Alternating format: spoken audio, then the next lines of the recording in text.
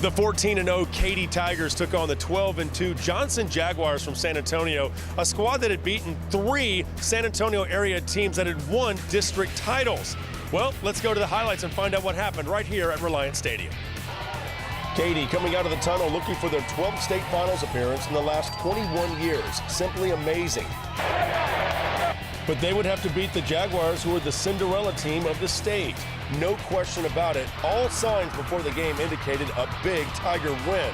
But early on, all signs pointed towards a competitive ball game.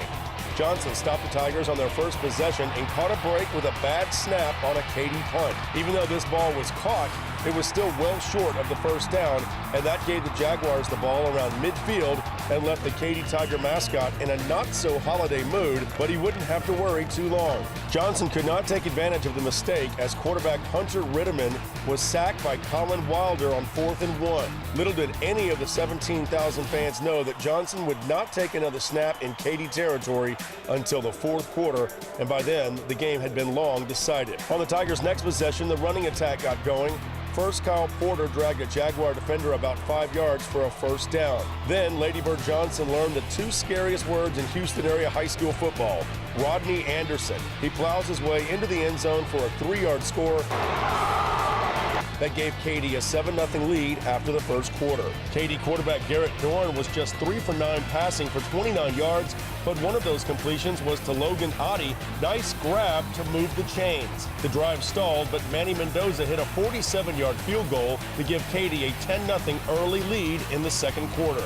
Next Tiger possession, Porter about to get tackled for a no gain, but he steps over his own teammate and picks up the first down. After a long Anderson run, Porter finishes off the drive from 12 yards out. 17-0 Katy.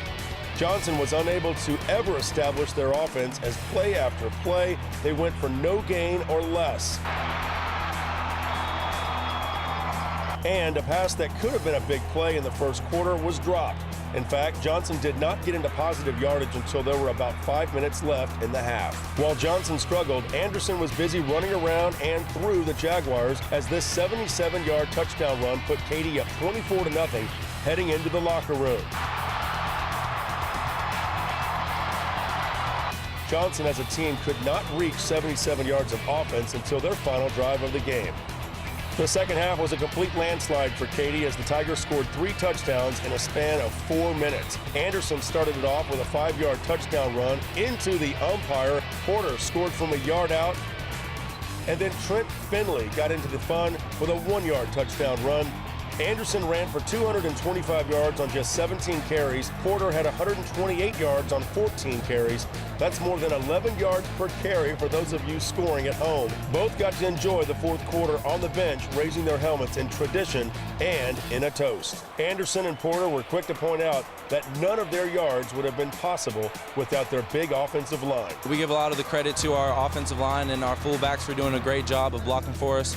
I mean, without them, we couldn't really do what we do. We had a great week of practice, and we were able to execute our offense really well, and that was the reason for us to, be able to put them out. Katy spells another state championship appearance as head coach Gary Joseph congratulates Johnson head coach Ron Ritterman on a great Cinderella run, but the clock struck midnight on Lady Bird Johnson. Katy pitches the shutout 52-0, a historic moment as Johnson was shut out for only the second time in school history and the first since 2008.